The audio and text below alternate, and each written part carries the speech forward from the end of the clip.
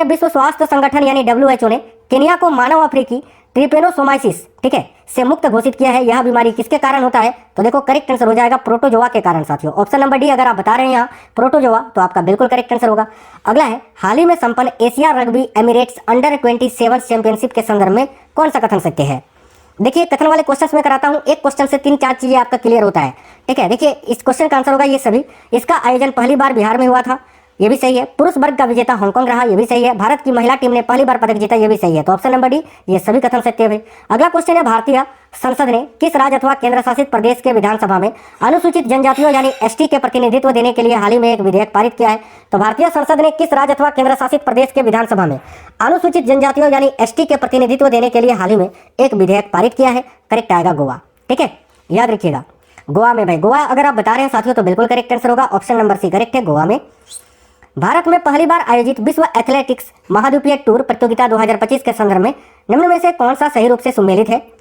तो देखिए ये सभी सही रूप से सुमेलित है। अनिमेश कुजूर जिन्होंने 200 मीटर दौड़ में स्वर्ण पदक जीता, अन्नू रानी ने भाला फेंक में स्वर्ण पदक जीता, मुरली श्रीशंकर ने लंबी कूद में स्वर्ण पदक जीता था, तो ये सभी सही है। इसके अलावा याद रखना कि ये जो विश्व एथलेटिक्स महाद्वीपीय टूर है प्रतियोगिता 2025 है, ये भुवनेश्वर उड़ीसा के कलिंगा स्टेडियम में आयोजित किया गया था, ठीक है।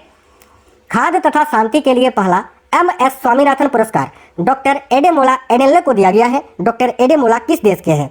पहला बात तो ये कि अगर आपसे डायरेक्ट पूछे कि खाद्य तथा शांति के लिए पहला MS स्वामीनाथन पुरस्कार किसे दिया गया है, तो याद रखेंगे डॉक्टर एडेमोला एडेल्ले को दिया गया है। डॉक्टर एडेमोला किस देश के हैं? तो डॉक्टर एडेमोला जो है ये नाइजीरिया के हैं। ऑप्शन नंबर ए आपका करेक्ट आंसर हो जाएगा, नाइजीरिया, याद रखिएगा। अन्नू रानी ने भुवनेश्वर में विश्व एथलेटिक्स कॉन्टिनेंटल टूर 2025 के किस स्पर्धा में स्वर्ण पदक जीता है? देखिए करेक्ट आंसर होगा भाला फेंक। ये भारत की एक भाला फेंक महिला खिलाड़ी है, याद रखिएगा, अन्नू रानी। केंद्र सरकार ने हाल ही में मेरिट योजना को मंजूरी दी है। इस योजना के संदर्भ में निम्न कथनों में से कौन सा सत्य है? देखिएगा, तो केंद्र सरकार ने हाल ही में मेरिट योजना को मंजूरी दी है। इस योजना के संदर्भ में निम्न में से कौन सा कथन सत्य है? तो भाई ये सभी कथन सत्य है मेरिट योजना को लेकर। देखिए इस योजना की अवधि 2025-26 से 2029-30 तक है।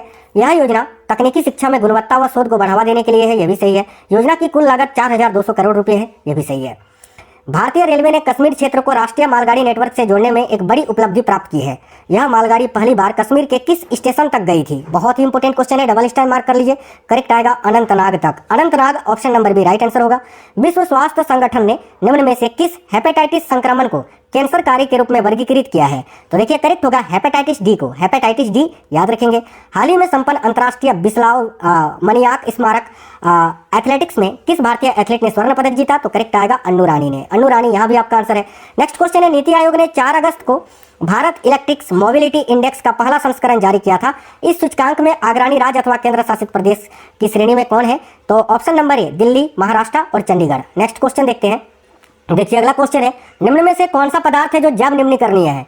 तो इनमें से कौन सा पदार्थ जैव निम्नीकरणीय है ये आपको बताना है, यानी बायोडिग्रेडेबल है। तो ऊन आपको दिख रहा है ना, ऊन बायोडिग्रेडेबल है साथियों। तो ऑप्शन नंबर सी आपका करेक्ट आंसर हो जाएगा। बाकी कांच की बोतल, प्लास्टिक का कप, एल्युमिनियम फॉइल, ये सभी जो है नॉन बायोडिग्रेडेबल है, केवल ऊन ही बायोडिग्रेडेबल यानी जैव निम्नीकरणीय है। तो option number C correct answer हो जाएगा।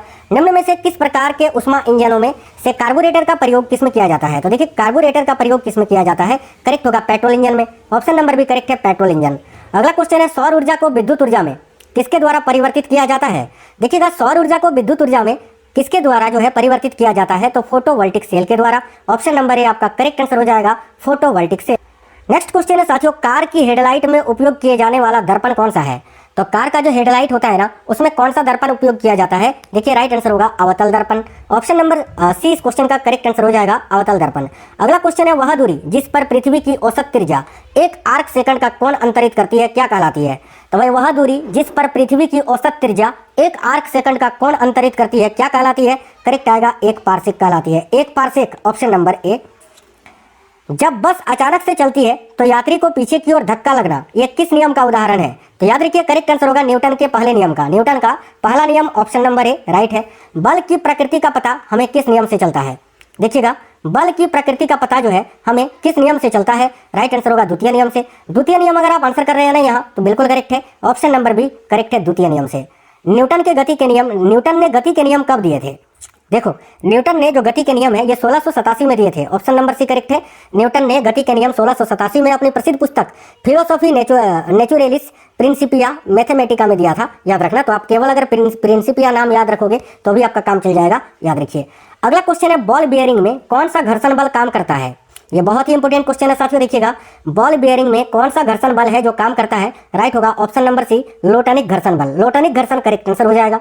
निम्न में से किसे माध्यम की आवश्यकता होती है, रेडियो तरंग, प्रकाश तरंग, विद्युत चुंबकीय तरंग या ध्वनि तरंग।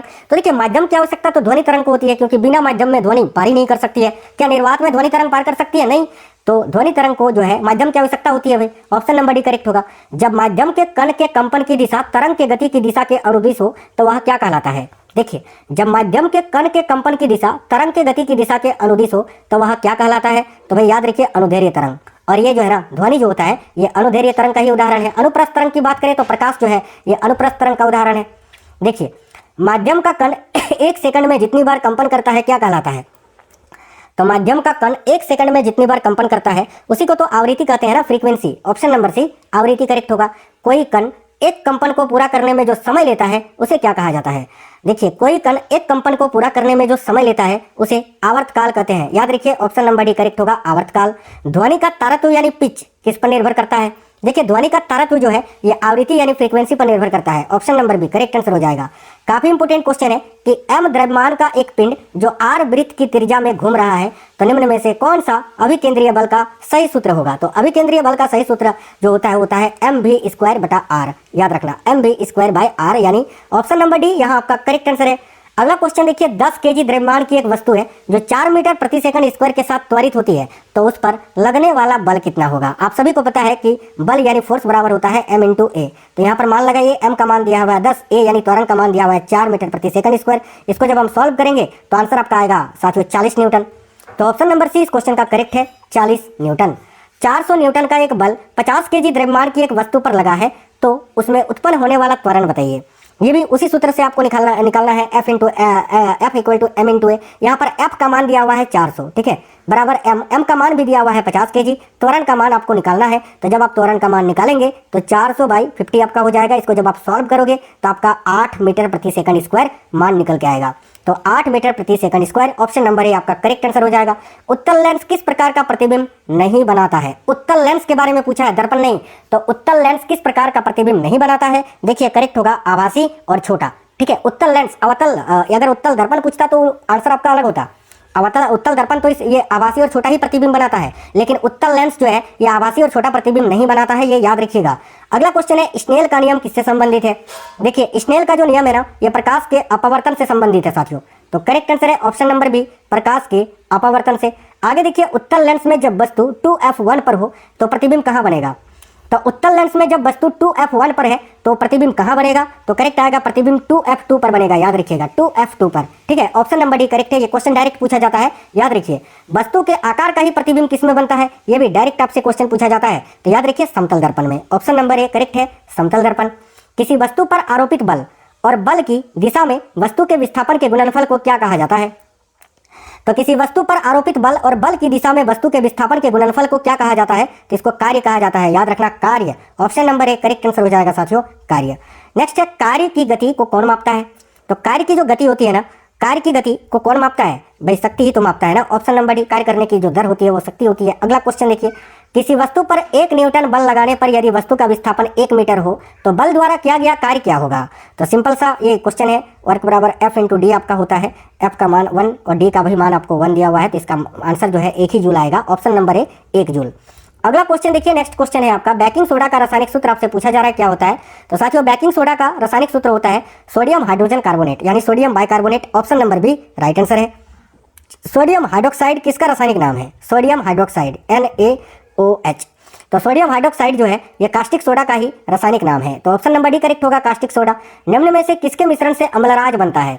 देखिए अम्लराज यानी एक्वारिजिया ये किसके मिश्रण से बनता है। तो भाई नाइट्रिक एसिड यानी HNO3 और हाइड्रोक्लोरिक अम्ल के मिश्रण से बनता है। तो करेक्ट आंसर यहाँ आपका क्या हो जाएगा। तो option number C correct answer है। देखिए नेक्स्ट क्वेश्चन है, अम्लराज में नाइट्रिक अम्ल एवं हाइड्रोक्लोरिक अम्ल का अनुपात क्रमशः क्या होता है। तो देखिए नाइट्रिक एसिड का अनुपात 1 होता है और HCl का अनुपात 3 होता है। इसी अनुपात में इसको मिलाते हैं जब, तो ये एक्वारिजिया बनता है, यानी option number A correct answer हो जाएगा। चूने का पानी का रासायनिक सूत्र क्या होता है। देखिए चूने का जो पानी होता है ना इसका रासायनिक सूत्र होता है